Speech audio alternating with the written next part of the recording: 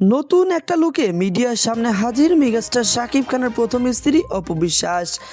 আপনারা হয়তো ইতিমধ্যেই মেগাস্টার শাকিব খানের প্রথম স্ত্রী অপু বিশ্বাসকে নিয়ে বিভিন্ন গুঞ্জন সোশ্যাল মিডিয়ায় শুনতে পাচ্ছেন।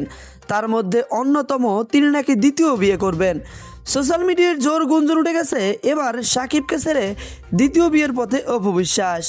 বিষয়টা নিয়ে অপু বিশ্বাসও বেশ কিছুদিন আগে মিডিয়াকে জানিয়েছিলেন নিজের দ্বিতীয় বিয়েটা করাটা খুবই জরুরি, কারণ নিজের ব্যক্তিগত জীবন রয়েছে, ব্যক্তিগত ভবিষ্যৎ রয়েছে, আর ভবিষ্যতের কথা চিন্তা করে হলেও আমাকে দ্বিতীয়বার বিয়ে করতে হবে।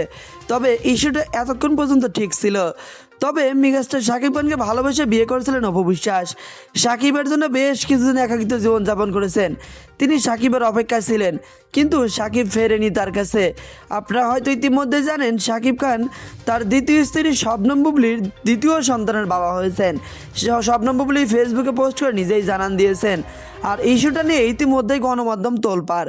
শবনম বুবলি শাকিব খানকে ট্যাগ করলেও শাকিব খান এখন পর্যন্ত সেই ট্যাগটা অ্যাপ্রুভ করেননি।